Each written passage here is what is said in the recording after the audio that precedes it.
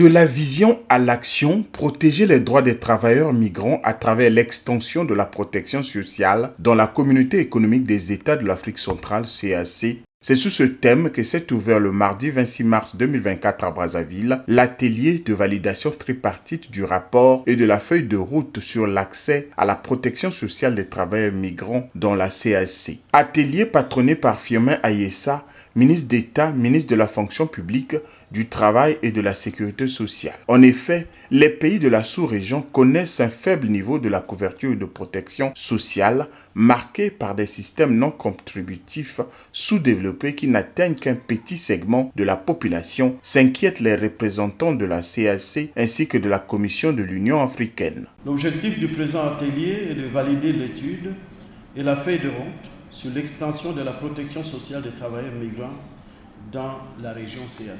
Il est tout aussi important de relever que les causes des migrations sont tout aussi multiples que variées. C'est dans cette optique que la CAC reste résolument engagée à poursuivre cette quête d'équité dans le cadre de cet atelier avec la participation des cadres de haut niveau des services de protection sociale.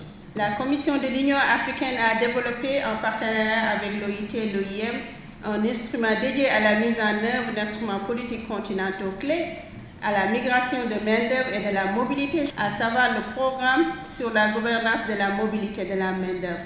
La question de la migration et de la sécurité sociale occupe une place de choix dans l'intégration régionale, car les travailleurs migrants sont confrontés à beaucoup de problèmes, précise Chris Mburu, coordonnateur des agences du système des Nations Unies au Congo. Pour le directeur régional adjoint de l'Organisation internationale du travail, OIT Afrique, faciliter le travail aux migrants, réguliers ou irréguliers, n'est pas une option, mais plutôt un droit. En effet, la garantie des droits sociaux pour ces individus est non seulement un impératif moral, mais aussi un levier crucial pour le développement économique et social de notre région.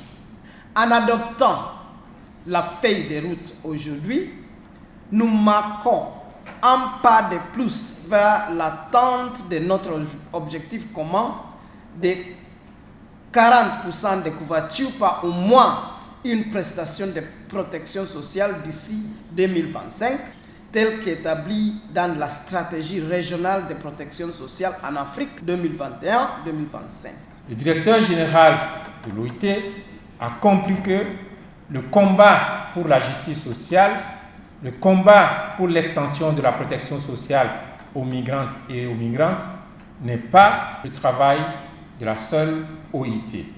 Ça doit être un combat collectif. Dans son mot d'ouverture, Firmin Ayessa, ministre d'État, ministre de la fonction publique, du travail et de la sécurité sociale, a indiqué que les travailleurs migrants ainsi que leurs familles devraient bénéficier des mêmes traitements et avantages que les nationaux. Cette initiative, croyez-moi, honore notre pays et particulièrement son Excellence M. Denis Sassou Nguesso, président de la République, chef de l'État, indéfectible panafricaniste, qui n'a de cesse de plaider chaque jour pour l'intégration régionale qui, de son point de vue, est la première marche du salut de l'Afrique. En effet, les travailleurs migrants et les membres de leur famille doivent bénéficier des mêmes droits à la protection sociale au même titre que les travailleurs nationaux, afin de promouvoir le travail décent pour tous et éviter, par voie de conséquence, la traite et le trafic des personnes.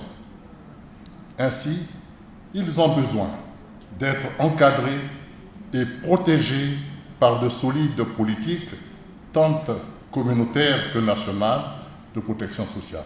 Pendant 3 jours, les experts de la CAC et leurs partenaires devront réfléchir sur la mise en place d'un document qui servira de modèle à tous les pays de la sous-région sur l'accès à la protection sociale des travailleurs migrants et leurs familles. Selon les données du 3e rapport de l'Union africaine, les pays de la CAC accueillent environ 4,3 millions de migrants par an.